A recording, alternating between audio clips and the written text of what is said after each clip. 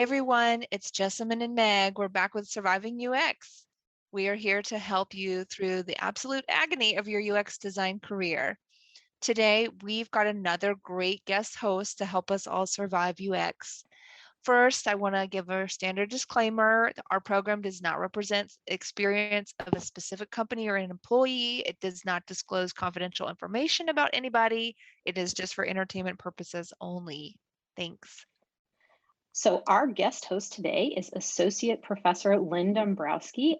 She is coming to us from Indiana University, Purdue University in Indianapolis, where she studies and designs human-centered technologies for intervening in large systemic social issues like social and economic inequalities. She also teaches and advises many students that are hoping to emerge from academia and land industry careers in UX. We are very much looking forward to getting your perspective, and a very big thank you for joining us today. Welcome, Lynn. Thank you. Thanks for having me, folks. I'm excited to talk to you all today. Yay. All right, so I think it would be great to just get a little bit of your background. So, give us that high level summary. Why do you think you ended up in UX or in HCI? Oh man, I know exactly why I ended up in UX.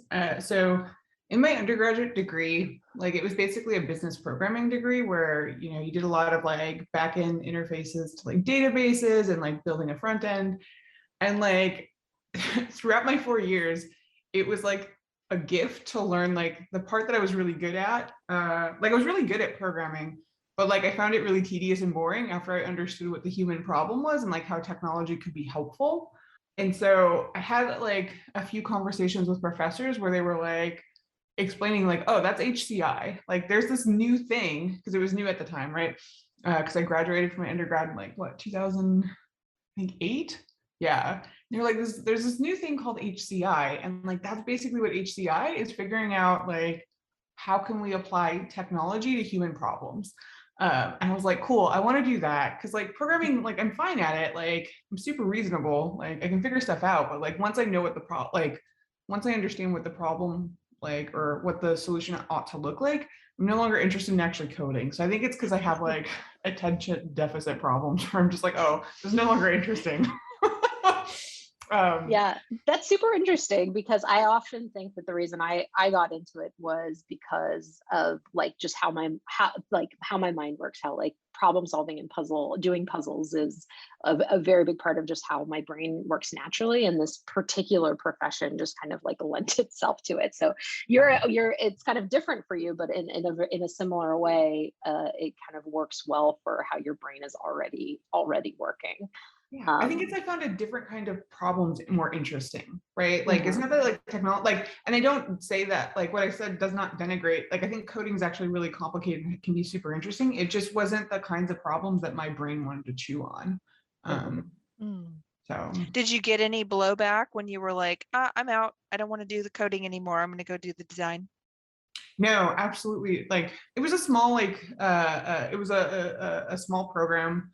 I think people were just super jazzed that they were oh, you want to go do a master's? That's great. So no, there wasn't actually too much blowback. Nice. Yeah. Where did most of the people in your program, your original undergrad program, what did they end up doing?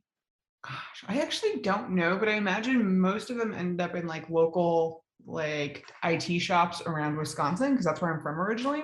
So I imagine just most of them are working for local businesses doing IT support or IT nice. programming. Yeah. I want to work for a local business. Be cool. I think local, they need more. Oh, sorry. Oh, I was going to say, I think though they probably will be more willing to pay for somebody who is more in IT than in let's do some brainstorming sessions. Right. Right. What were you going to say, Lynn? Oh, nothing. It wasn't important. It was just say by local, I meant we had a huge insurance company that probably had tens of thousands of employees. So by local, it's still a big company. It's just not Amazon or Google big. Yeah. And to make a complete overstatement about the Midwest is is that I've been to Midwest UX, the conference, I think twice. And I also went to undergrad in the Midwest. Not that I'm any sort of expert or anything, but what I think is interesting is that one day I realized that there's a lot of like insurance jobs, banking jobs. There's just a different kind of business out there than out here in California. There are of course those jobs out here too, and I'm sure other types of jobs for UX out in the Midwest. But I I think there is some geographic or regionality to the kind of work that's available in different geos. And speaking of getting into UX and industry, in an earlier episode, we fielded questions from students just like the ones that you teach, and Jessamine and I tried our best to answer them from our perspective, which is that we were them a long time ago, and now we hire and we work with new folks. But we'd love to hear from your perspective, from teaching and advising on the other side of things, for helping them get out of their education and into jobs. So curious, what are some of the questions that you get about entering UX from students? Maybe common questions or crazy ones, or the most entertaining? Yeah, I mean, most of them are, so in the program that I teach, like we get a really nice mix of students who are either coming from like a STEM background, or maybe liberal arts, or maybe like architecture, photography. So we get like a lot of diverse sets of students. Most of them are really like anxious to make sure that they get that internship, right? And so that's usually the first thing that like we really focus on, is making sure that they have some really solid portfolio items in our program so that they can start feeling really good about the interviews that they're going to have. And so in our program in particular, like we try to walk them through so that they are like basically interview ready. And to be interview ready, they need to be portfolio ready, and they need to start like practicing how to speak like a designer and how to think like a designer, so that they can like learn how to be part of a like particular kind of professional practice that they really want to join and participate in. And so usually what I tell them to do, like the first piece of advice, is go find some people that like aren't too far ahead of you in the game. So maybe have been in a job for a year or two, maybe graduated, not too long ago. Go look at their portfolios, because their portfolio is going to be a time capsule of basically where they needed to be at to get that job, because people don't work on their portfolios unless they're like trying to get another job, right? Like people just don't have time to put their portfolios, right?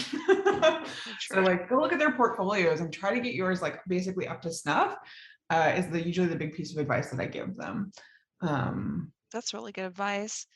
Yeah. I mean, I think like putting your portfolio together is such a nightmare that people like dread doing it. And then, like sometimes you just don't have that much to put in there. And I feel like there's a lot of filler when I look at like student portfolios and stuff, or people who are just getting started. There's a lot of filler projects.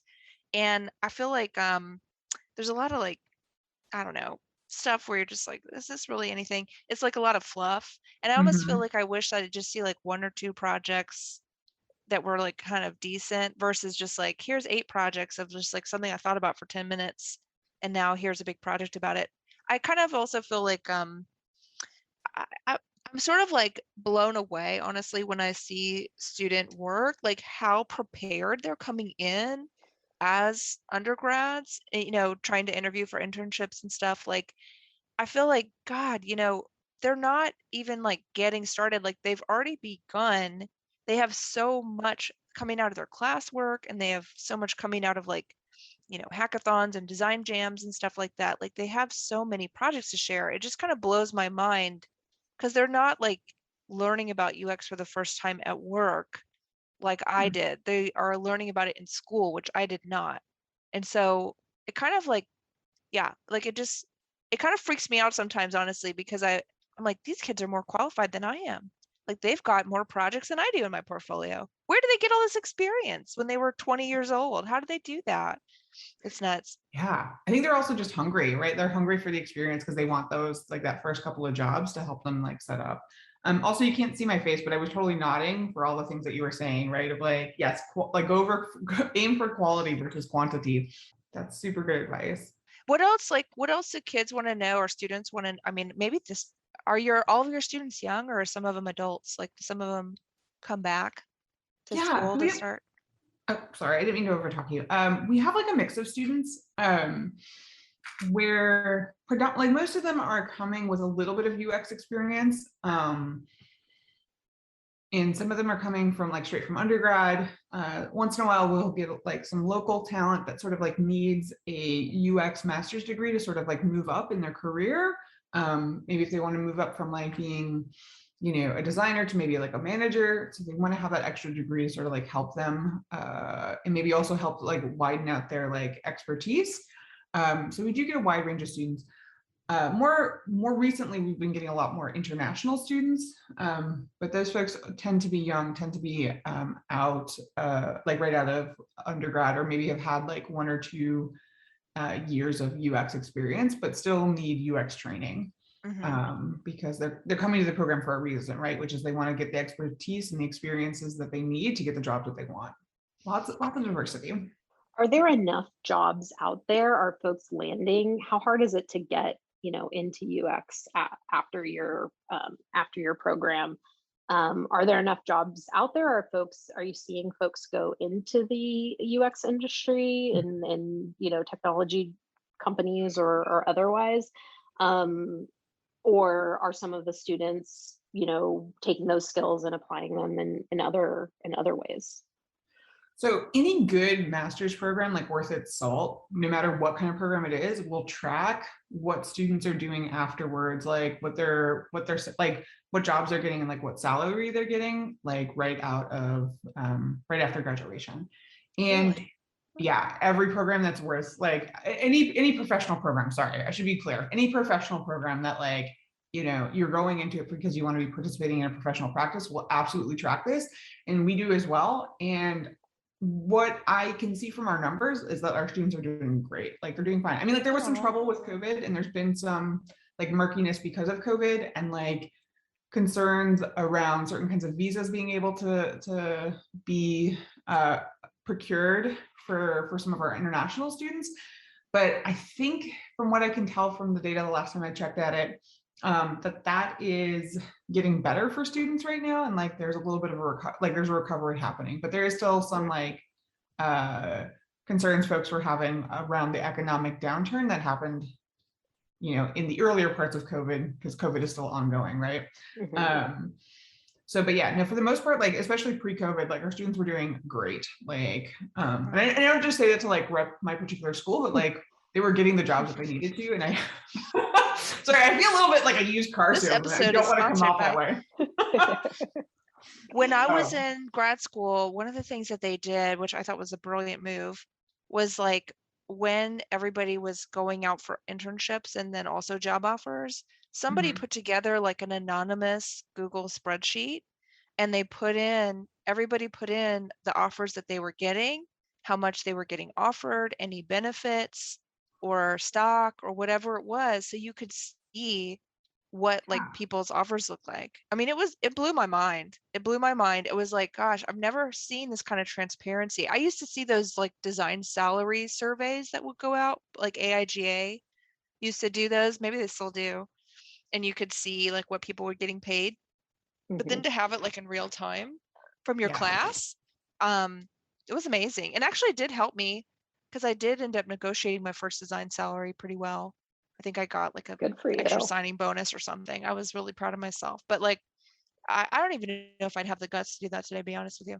But it was nice to just see that transparency. I know there's like websites now that do it. I'm trying to remember what they are, but I've had a friend recently who was like, hey, check out this website where you can see all the design salaries for like all these different companies. I've used Glassdoor. That's definitely one.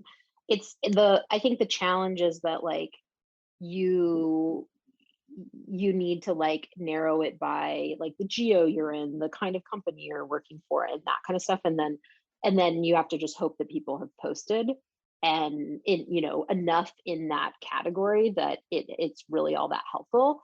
And that may only happen at like much larger companies to get something along those lines, because I think the ranges that they put are pretty like pretty broad, and so they might not be quite as useful to folks. So the idea that your program and the people in it were willing to like voluntarily like give that information up, I think is awesome. And I've heard within companies people doing that too for like wage gap type stuff, is like, Mm, hey, be transparent with your wages, because we're never going to solve wage gap issues mhm. if if people are just holding that, tight to the vest. It's so Yeah. depressing, honestly. When I look at the figures, I'm usually like, oh my God, I'm never gonna close this gap. Like it just brings me down. So I don't tend to look Hmm. at it because I'm just like, oh, you Yeah. know, yeah. Well, since we've Enjoy already it. sort of transitioned to talking about us ourselves, um, we had another question for you, Lynn, for some advice for folks like Jessamine and myself, who I would say are pretty entrenched in this profession and this lifestyle. And we know that you're an expert in design and ethics. And as we've been, working for these companies for a long time, it comes to mind, we don't want to be terrible people. We don't want to be building bad things for the world. But at the same time, like we're pretty part of the system. So Sure. any advice you could give to us and folks like us about what we can do on the trajectory you're on, about, just being more aware, being better at speaking up when we need to speak up, or anything along those lines. And what do you think is the responsibility of the average UX person at a company who may not have kind of like the leadership or the social capital to make a lot of waves? Those are amazing questions. I think there's like especially amazing, really thoughtful questions about ethics, and I'm actually just super super like excited to hear more people thinking about this stuff. Um, so I have like, I don't know, 3 or 4 broad points of like what I think are like just really important things for folks to remember when they're thinking about ethics, especially ethics in technology. Uh, so the first is that like ethics are super complicated because they're always tied to our values. And our values are always really subjective and tied back to our cultures, to our upbringing, our experiences that we may or may not have had, class experiences, like gendered experiences, all really do shape our values in different ways. And that's why often people are clashing with ethics, is that they're clashing on those values. That are, in some way just different or different perspectives. And so, one, I think it's just really good for people to actually spend some time for themselves as practitioners and to think about like, what do I actually value in this, in my, in my short time on this planet, like what are my values and like what are things that I do care about, and what do I think is possible. Um, Given that, uh, ethics are also often about like not just an individual or not even just like the technology, but actually about the human component of like how are humans making decisions about how technology should and should not be used. And so how do we look at and understand things from like more of a systemic perspective, or what is called like a socio-technical perspective, where it's like both the social and the technical together creates kind of like new possibilities, as well as new opportunities for like harm to be occurred that we're still figuring out. We look at the case of like Facebook, right? Uh, we have not had a thing like Facebook before in human experience. And so we're still figuring out what the social norms and ethics are for things like Facebook that can connect so many people and can also create a lot of harm. And we're seeing lots and lots of harm being like done through things like Facebook and even Instagram for different kinds of populations. So like one is disinformation. The two is also just like there's a lot of stuff around like body image and like what it means to be human and like share human experiences. Yeah, there's a lot of like interesting, weird things that our brains just did not evolve to like be able to handle. And so we need to Mm. figure out like what are the new norms around these kinds of things. And So I how think would that that's come one into of them. play, like for a designer on the job? Like, are Yeah. you talking about, like let's say you're working on a project that includes some sort of social aspect, um, or some maybe just some sort of adoption aspect. Mhm. Are you saying that like in order to be ethical, you should like avoid certain things, like avoid things that would cause like inadvertent adoption, or like Mhm. silent, like you're silently adopting something, you didn't realize you were opting into something. I mean, where would that stuff come into play for like a designer? Well, the thing about individual designers is that like I don't, from what I can tell, right, as a professor who I talk to a lot of students and their internship experiences, and I have friends like Meg where I talk to them about their UX experiences. It seems like you don't have a lot of time to be thoughtful, right? Honest, like you have time to be thoughtful in very particular kinds of ways that the company wants you to be thoughtful in, which is aligning with the company values, whatever those might be at that time, right? It might be about growing your user base. It might be about keeping customers in the system or keeping them happy in certain kinds of ways. And like you have to, like if you want to make an ethical like change in how the company is doing something, you have to do it in a way that already aligns with those companies' existing values. So it makes it kind of difficult, actually, I think, for massive radical change to really happen at the position of a UX person, I think, because just like how Meg alluded to, there's a lot of restrictions for one individual who might only have so much social capital, but also might really need this job because they have, just left a master's program and now have like tens of thousands of dollars in debt, or maybe have like family back home, right? Whether it's in a different country or wherever that maybe they need to support, and they just have to like kind of keep working and keep everybody happy and keep their jobs. So there's like a lot of like, I guess what I don't want to do is put a lot of pressure on any one individual to think that they're like ultimately responsible. What happens though then is that like, well, then who is actually responsible? Like, where does the responsibility actually lie when you are making ethical decisions throughout an entire company? And like, actually, by the time maybe some of those decisions get to a UX person, like a lot of the major decisions maybe have already been made and thought through, and like the work that they can do is a little bit different in terms of like trying to reorient the like what the head of power is actually looking at. There's been some recent work by a new graduate from, I think, Berkeley. His name is Richmond Wong. Talks about soft resistance in UX professions and sort of like what are the soft things that you can do that aren't going to get you in trouble with your boss, but maybe it can like slowly start changing, even for your project, how people are thinking about ethics and the values in that system. And it could be things like reorienting like who you think the user is, right? So maybe that's actually where the ethics is, that like we need to broaden and reconceptualize like who we're talking about and like who we care about in these systems. And so you might be doing some work there, like just having conversations with people to sort of like broaden like who you're talking about and who the stakeholders are.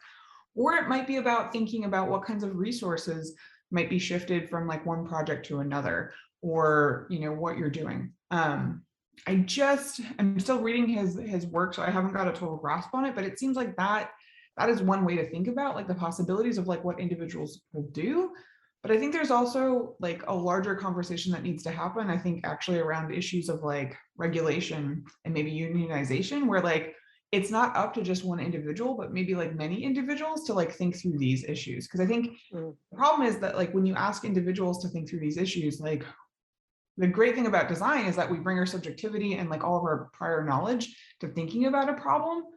But it also means that we have lots of blinders. But you can have like a much stronger subjectivity or stronger objectivity of like if you have many voices or who are helping you think through like the ethics of a problem.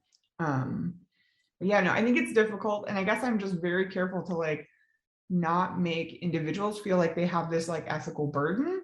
There are different kinds of ways of like having ethical practices or having ethical moments and figuring out like what's possible within your organization. But I think that has to be done within like the lived experiences of people who are in UX. And I realized too that like Justin, when you and Meg probably are a little bit different, like you're not coming right out of grad school, right? So you've got like a little bit more experience than most folks, and you might be in a different position pragmatically. But yeah, I think there's I guess me as an individual, I want to be very careful. I can think of so many examples while you're talking. I mean, I don't know about you, Meg. I mean, one that comes to mind is just accessibility, and how accessibility is almost never a priority. But in terms of ethics of like, oh, do we like, cook up this custom component that looks really cool, that isn't standardized, that isn't accessible, but it looks good and I like it. So let's put it in, or like, and talked about testing. I mean, accessibility testing. It would be cool if that stuff was more de rigueur. I think for products where it's like consumer, maybe it's more versus like a B2B product, something like an enterprise, maybe like because they think like, okay, the population's really wide. But the truth is like, come on. I mean, anything that's being used by anybody, especially vision, like I can't see. I mean, my eyes are going bad. So if I can barely see and I'm designing it, then I know there's got to be users out there that also have probably blurry vision too and could probably, benefit from not using light gray on light gray text, stuff like that. But yeah, I mean, that's one thing that comes to mind right up. Though I have heard people talk about, hey, let's add ARIA, don't forget the ARIA labels and things like that. So that's kind of nice that people don't forget that. But I think my takeaway here is like, the responsibility being like solely on the person to kind of like make waves or make change. I think what you've said in both the conversation about accessibility and kind of what you were talking about earlier, Lynn, is however, there might be a responsibility on the person to start to gather people together that can do something. And I think that applies to accessibility as well, because as you folks pointed out, when there are teams that are focused on accessibility, this and processes that include it, this does end up, it does typically go a little bit better than somebody all by themselves trying to kind of make something compliant. We are just about running out of time here, and so I want to skip ahead to when we have guest hosts. We want to now do some fun questions to like round out the episode. So we got 3 questions for you. These are rapid fire, whatever comes to mind first for you, Lynn. We'd love to know, not your favorite app or experience. We don't want to hear that. We want to hear what's an app or experience that you've recently that isn't the worst. Oh man.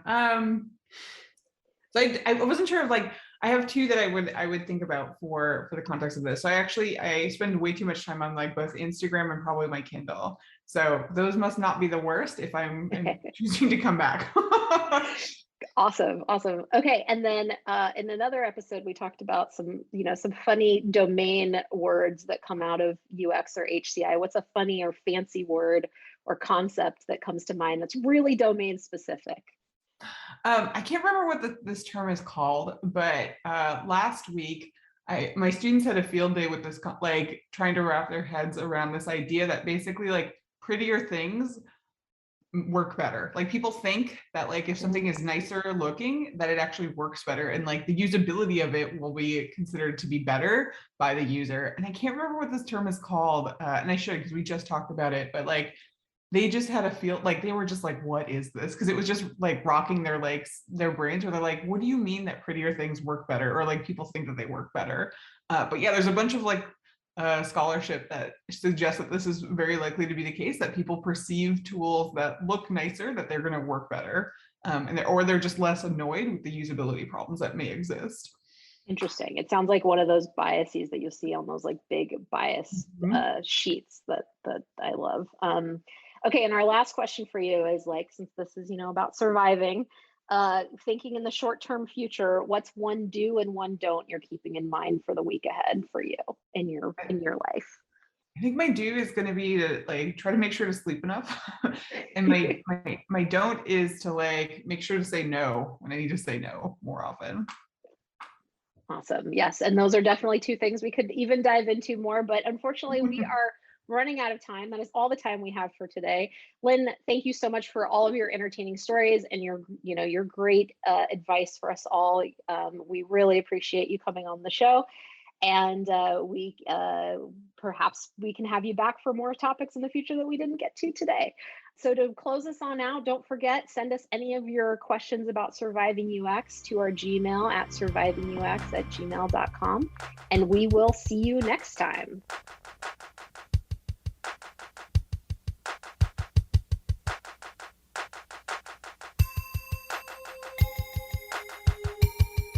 A big thank you today, my co-host Jessamine Edwards and our guest host, Lynn Dombrowski. The episode was edited by myself, Meg Kramer. And if our intro music sounds familiar, it's the on-hold music for Cisco Phones, Opus No. 1, by Tim Carlton and Derek Deal. It always reminds me of waiting in great anticipation for a researcher and a participant to reconnect and rejoin the conference call for what hopes to be another great UX study. Thanks for listening, and hang in there until next time.